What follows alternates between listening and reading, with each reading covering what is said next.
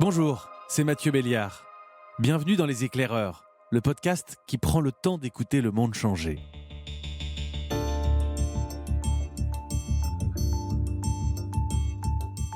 Au printemps dernier, j'ai fait comme beaucoup d'entre vous, du télétravail.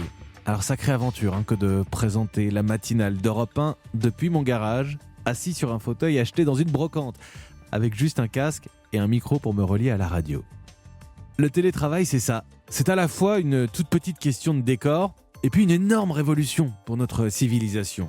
En tout cas, c'est ce que j'ai voulu vérifier avec un ethnologue. Il s'appelle Pascal Diby et il vient de publier une étude sur le bureau.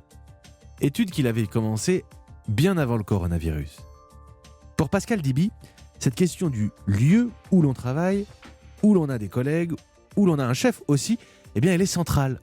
Parce que c'est la base de l'organisation de toute notre société et parce que c'est une question de pouvoir, évidemment. Le problème des firmes françaises, c'est de contrôler le travailleur qui reste chez lui. C'est-à-dire qu'il reste chez lui parce qu'il y a une pandémie, mais on aimerait bien qu'il soit là, parce que là, on l'aurait sous les yeux pour le surveiller. Le problème, c'est le contrôle de l'autre. Avec Pascal Diby, on va comprendre que les scribes égyptiens de l'Antiquité écrivaient déjà assis en tailleur avec une tablette sur les genoux. Que pour les femmes, le bureau a été à la fois un lieu d'émancipation et de violence, et qu'il est urgent de repenser la notion de bien-être au travail, même si notre bureau se trouve désormais dans la cuisine. Voici Les Éclaireurs, épisode 12. Aller travailler au bureau, c'est terminé ?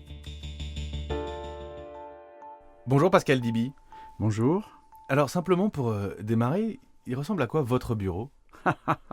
C'est un bureau d'universitaire, c'est-à-dire qu'en fait, c'est un système de strates géologiques avec des papiers un peu partout, des dossiers égarés et retrouvés. Ça ressemble quand même entre un tremblement de terre et un géosynclinal de vieille date. J'aurais dû commencer par là en fait. C'est quoi un bureau ? C'est un meuble ? C'est une pièce ? C'est une institution ? C'est une bonne question. Au départ, ça a été effectivement plus ou moins un meuble, mais avant que ça prenne le nom de meuble bureau, il a fallu que la pièce soit finalement reconnue comme espace où on allait s'installer pour traiter du sérieux des choses. Et finalement, l'idée même du bureau, si vous voulez le terme, l'étymologie à peu près, mais il y en a 50 000, mais c'est celle de la bure, c'est-à-dire que c'est l'idée d'une table sur laquelle on mettait une étoffe épaisse, de façon à ce que l'argent ne puisse pas sonner et être entendu pour les comptes. Et puis finalement, de fil en aiguille, c'est à partir du XVe siècle, on a commencé à dénuder la table d'une certaine façon, à retirer ce tissu qui était remis sous le nom de nappe pour manger et qui était devenu nu, le bureau, l'endroit où on allait travailler. L'endroit où l'on va travailler, et on va ensemble développer tout ce qu'il peut y avoir d'administratif derrière ça, d'organisation de la société. J'y pense parce que vous parlez de l'argent qui tombait sur cette bure. C'est qu'on est quand même déjà dans quelque chose où on comptait, on s'organisait. Mais vous essayez de revenir à la naissance du bureau, c'est peut-être difficile à dater. Dans votre travail, dans votre ethnologie du bureau, on remonte jusqu'au scribe et sa position en tailleur pour écrire. On réfléchit à comment est-ce qu'on est le plus confortable pour travailler déjà. Oui, ça ne veut pas dire qu'il y avait un bureau, mais ça veut dire quand même qu'il y avait une histoire de bureaucratie avant même le terme de bureau. Et effectivement, les scribes étaient chargés de compter aussi bien les sacs de blé que les propriétés, d'enregistrer les actes, etc. Mais le plus amusant, c'est qu'entre le scribe du Louvre, le fameux scribe accroupi du Louvre, et aujourd'hui, on retrouve les mêmes positions pour travailler, c'est-à-dire en tailleur avec une tablette sur les cuisses. Jadis, elle était en parchemin et aujourd'hui, c'est la e-tablette et on la pratique d'une certaine façon comme les scribes l'ont pratiqué. C'est une bonne situation, ça, scribe. Mais vous savez, moi je crois pas qu'il y ait de bonnes ou de mauvaises situations. Si je devais résumer ma vie aujourd'hui avec vous, je dirais que c'est d'abord des rencontres. On n'a pas tant évolué que ça finalement. Enfin, on a beaucoup évolué sur la technique, assez peu sur la gestuelle. Et justement, il y a une vraie question de matériel dans votre réflexion, que ce soit cette tablette dont vous parliez, mais beaucoup plus simplement, le papier, la paperasse, l'écriture, la machine à écrire. Vous comparez alors pour l'administration la machine à écrire à l'arrivée de la vapeur dans l'industrie. Oui, parce que la machine à écrire, d'abord, elle s'appelle machine. Ça, c'est très intéressant parce qu'en réalité, au moment où le bureau va se développer, c'est-à-dire où l'industrie va perdre la place par rapport au tertiaire, d'une certaine façon, on avait pensé que le prolétariat des usines allait passer dans un autre espace. Ça ne s'est pas produit comme ça. Mais on a donné le nom de machine à écrire, alors que ça aurait pu s'appeler une écriveuse ou un écritoire moderne, je sais comment, simplement parce que ça a été traité au tout début de la machine à écrire comme un outil industriel.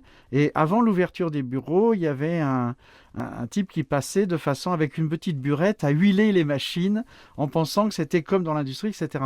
Et puis finalement, ça s'est tourné autrement. La montée des employés a impliqué aussi la naissance d'une classe moyenne telle qu'on la connaît aujourd'hui et a commencé à changer radicalement le rapport au travail aussi. Le bureau, on va presque utiliser un B majuscule finalement Oui. aujourd'hui pour parler de ce bureau. Et vous avez utilisé le mot, je parlais de papier, de paperasse, vous l'avez dit, bureaucratie. C'est le pouvoir du bureau. Exact. Alors, faut penser plus que l'objet Ikea, si j'ose dire, ou l'aménagement du territoire. Là, c'est de l'organisation de la société vraiment derrière cet objet bureau. Oui, parce que la bureaucratie, il a bien fallu l'inventer. Et pour l'inventer, ça ne s'est pas fait en 2 minutes. Il a fallu aussi convaincre des gens à accepter, à intérioriser même l'appartenance à un bureau, à une firme, à ce que vous voulez. Mais il n'empêche qu'on voit très bien comment, finalement, quand je dis le bureau n'est pas ancien, dans la mesure où ça a commencé à exister à la fin du XVIIe, à la fin du règne de Louis XIV.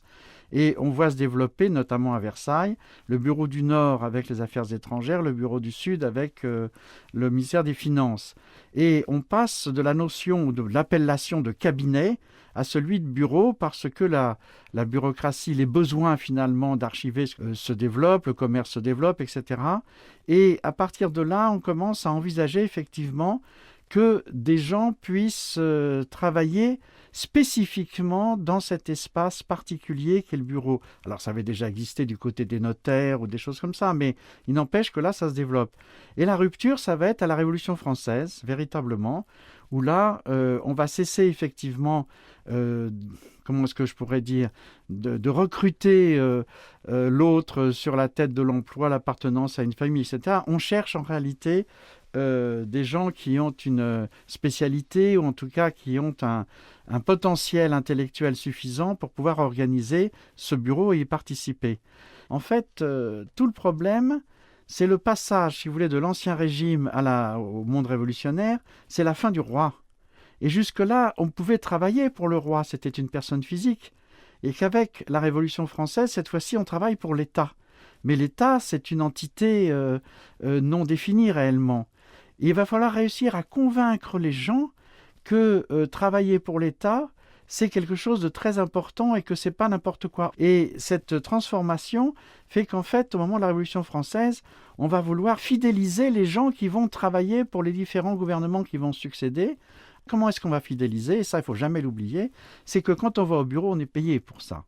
Et être payé pour ça, ça voulait dire aussi, à la différence de la façon dont on était payé traditionnellement, c'est-à-dire par à-coup et de façon plus ou moins correcte, cette fois-ci, on va monétariser l'échange.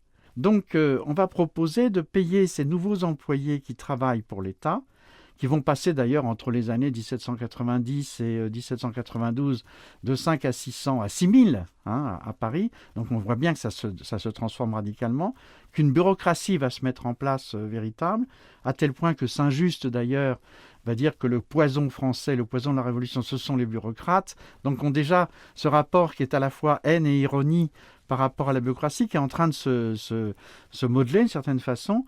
Et de l'autre côté, comment fidéliser? Je reviens à ma question, c'est-à-dire en les payant correctement. Et mieux encore, on va imaginer l'idée d'une aide sociale après la retraite. Et vous savez qu'aujourd'hui encore, quand on traite quelqu'un de fonctionnaire, ce qu'on lui reproche en gros, c'est d'être payé même quand il ne bosse pas. Le télétravail n'est pas une option. Un travailleur qui peut effectuer toutes ses tâches en télétravail doit le faire 5 jours sur 5.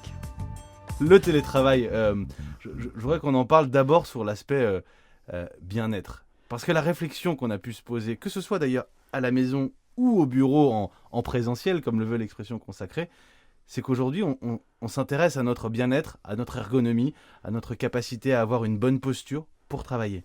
Alors tout le risque est là, c'est-à-dire que du côté du travailleur, en télétravail par exemple, c'est qu'on a mis énormément de temps à réagir je pourrais dire, au confort de l'autre.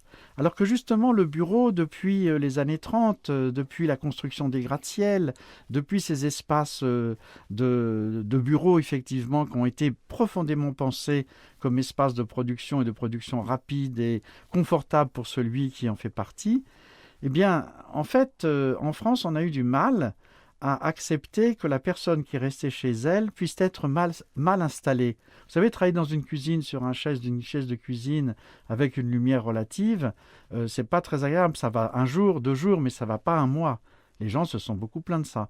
Et par contre, chez les anglo-saxons, je reviens sur cette différence, en Allemagne et en Angleterre, j'allais dire le lendemain de la proposition de mise au télétravail des employés, la firme ou la boîte a appelé les gens leur demandant de quoi ils avaient besoin, ce qui est assez logique. Est-ce que vous avez besoin d'un fauteuil ergonomique? Est-ce que vous avez une bonne table? Est-ce que vous avez une bonne lampe? C'est-à-dire le minimum pour être effectivement efficient. Parce que la chaise de votre cuisine n'est pas aussi confortable que cette chaise moche sur laquelle on est assis. Moche. Elle est moche, mais elle est pensée pour notre dos, comme la lumière, vous l'avez évoqué dans cet open space, ou même en vous lisant, on se rend compte qu'en télétravail, on a parfois regretté le bureau, cet endroit où on fait le ménage pour nous, Absolument. où on nous fait à manger à midi. Absolument. Donc quand on reprend justement l'histoire de l'ergonomie dans le fonctionnement, dans la construction des bureaux, c'est assez amusant parce qu'au départ, c'est lié aussi à la révolution industrielle, donc au 19e siècle, et c'est le roulement à billes qui va changer radicalement nos façons d'être assis, puisque dans les immeubles modernes de l'Amérique des années 30, il va y avoir des rails. Les fauteuils vont être installés sur des rails avec des bureaux en longueur, de façon à ce que le bureaucrate puisse aller chercher un formulaire à gauche, un bouquin à droite, tamponner devant lui, etc. Et puis petit à petit, ça va passer de ce système de coulissement vers un fauteuil ergonomique, hydraulique, où on peut monter, descendre, se basculer, tourner sur soi. Et dans la réalité, aujourd'hui, quand vous n'avez plus cette liberté de bouger, eh bien, vous vous trouvez assez mal, assez bloqué. Alors, il faut revenir là-dessus, peut-être, si on en a le temps. Il faut se rendre compte que nous, républicains modèles français, en tout cas ma génération, toute notre enfance, nous avons été disciplinés, nous avons été entraînés. Il faut penser au bureau d'écolier. Voilà, exactement, le bureau d'écolier. On est à deux d'ailleurs, on était attachés les deux. Voilà. Il y avait 2 bureaux en un en fait. Et la révolution, ça va être les tubulaires, c'est-à-dire ça va être le passage à la table à plat et la chaise qui permet de bouger. Et moi, je l'ai vécu quand je suis rentré au 6e au lycée. Je suis passé de l'école républicaine en pupitre et j'ai eu un sentiment d'être arrivé dans un espace incroyablement libre. Je pouvais bouger ma chaise. Ça paraît secondaire, mais ça rejoint ce que je vous disais tout à l'heure sur le fait que nos fauteuils ergonomiques, maintenant, sont complètement associés à l'idée, effectivement, quand on est au bureau, on va être assis correctement, même sur des chaises qui sont moches. Alors, il y a ici aussi une idée de normes et de rentabilité derrière Bien tout sûr, ça. bien On accélère le travail toujours, on le facilite. C'est pas gratuit, bien sûr. Un autre fait historique dans votre ethnologie du bureau, c'est l'arrivée d'un personnage dans le bureau, dans la vie de bureau, la femme. Ah, voilà, une chose qui va tout transformer. Petit à petit, effectivement, ce qui est assez extraordinaire, je vous ai dit, c'est la question du bureau, c'est de réussir à fidéliser les gens. Alors, ce qui s'est passé dans les années 30, c'est que effectivement, le tertiaire a commencé à prendre une importance réelle dans la société, et les gens ont pensé qu'à la différence de l'usine, un bureau, c'était un lieu propre. Donc, éventuellement, on allait pouvoir confier sa fille à Monsieur Dupont, qui dirigeait le bureau de machin. Elle y passerait quelques années, 2-3 ans, peut-être le temps de rencontrer un mari. On les payait infiniment moins que les hommes. Faut se rendre compte ce que ça veut dire. La féminité était considérée, le bureau était un intervalle, en fait, dans la vie en attendant de devenir une femme mariée. Et puis les choses se sont transformées. Ça a été l'apparition assez symbolique, mais extrêmement intéressante, du glissement, si vous voulez, de genre, qui jusque-là, le secrétaire était un homme. Secrétaire, c'est celui qui est au courant des secrets ou qui les détient. Et la secrétaire, eh bien, à ce moment-là, c'est devenu sexué. C'est-à-dire que la secrétaire a pris des contours et une anatomie liés effectivement à son appartenance de sexe.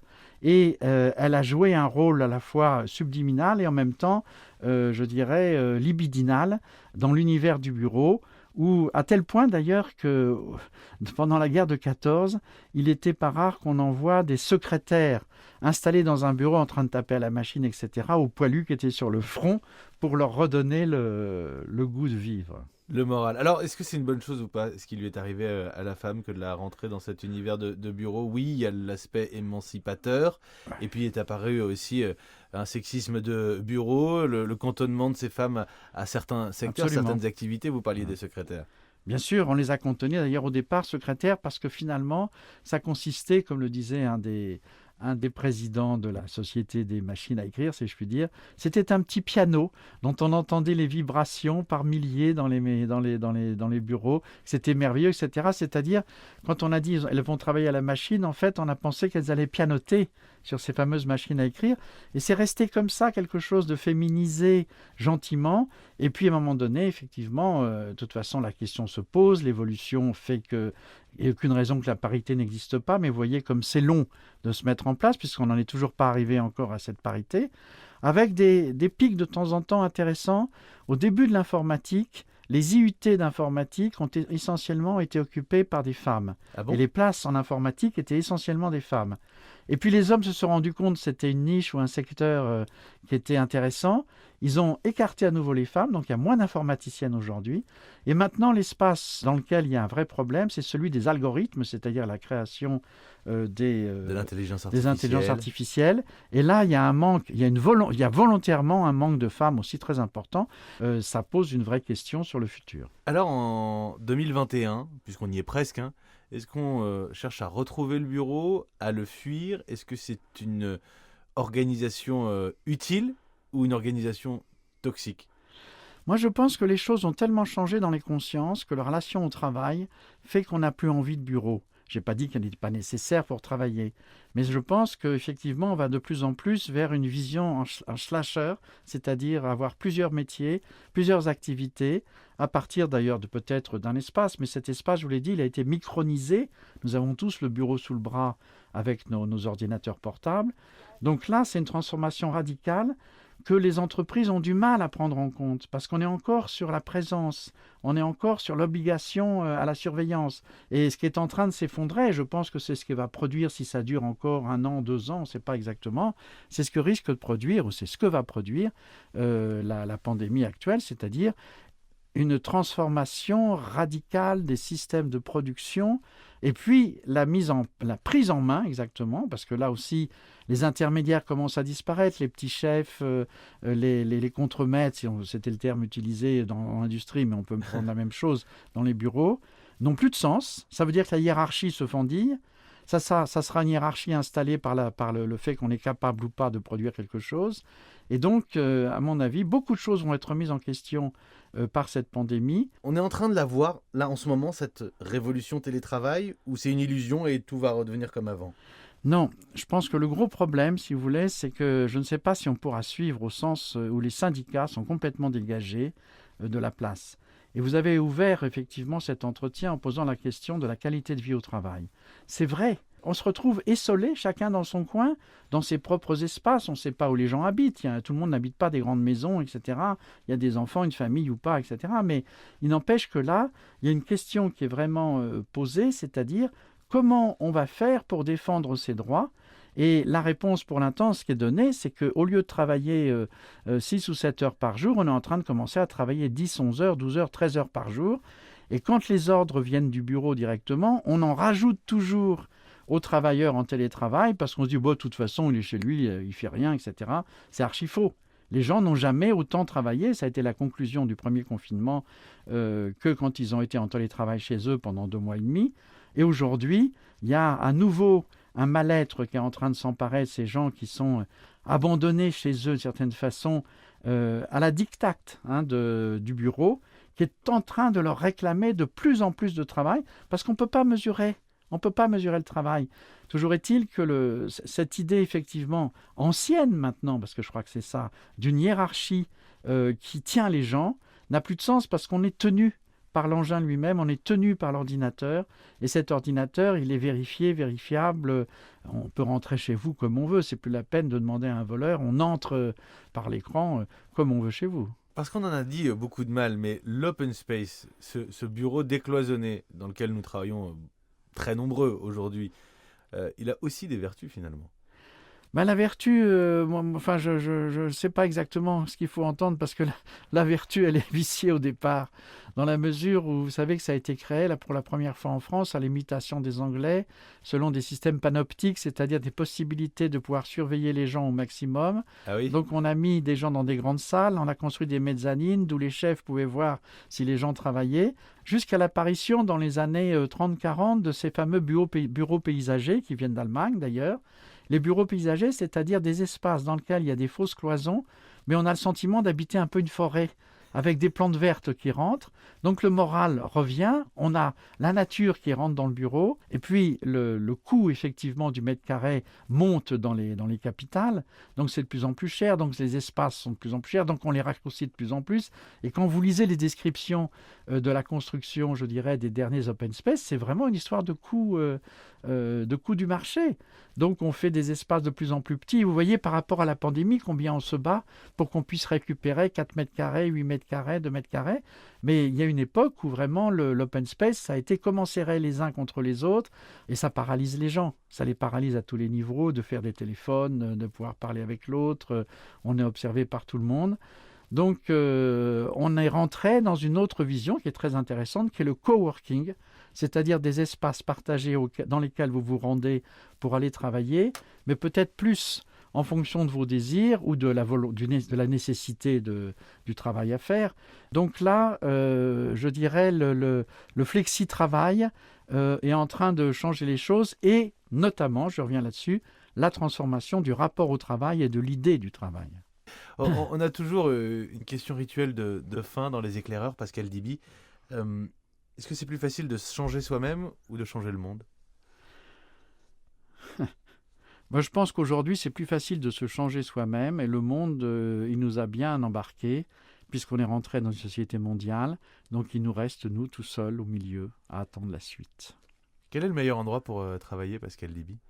En ce qui me concerne, c'est assis à un bureau avec la lumière qui vient de gauche de façon à ne pas voir l'ombre de mon stylo sur ma page. Et si vous prenez mon bureau à la campagne, il n'est pas sur le jardin, il est sur la rue, parce que c'est une façon de participer à la vie du village et je regarde comme une concierge curieuse qui passe dans la rue à telle heure, à tel moment, et ça ponctue ma journée. Donc un bureau, c'est aussi un espace rythmé, c'est un endroit qui est ponctué par une arrivée à une heure précise, par un départ pour aller déjeuner précisément, un retour, une petite sieste et un redépart après. Donc c'est un espace vécu, c'est un espace de vie et je pense que beaucoup de gens aiment leur bureau. Merci Pascal Diby. Merci. Vous venez d'écouter Les Éclaireurs avec Pascal Diby. Il vient de publier Ethnologie du bureau, brève histoire d'une humanité assise aux éditions Métellier. Les Éclaireurs est un podcast Europe 1 Studio avec Juliette Berger à la programmation, Fanny Rascle à la production et Jean Lénaf à la réalisation. Si vous avez aimé cet entretien, si vous aimez les interviews où l'on prend le temps de creuser un sujet, eh bien parlez-en autour de vous. Faites découvrir ce podcast à d'autres, dans la vraie vie ou sur les réseaux sociaux bien sûr. Je vous donne rendez-vous dans une semaine pour un nouvel épisode des Éclaireurs. À très vite.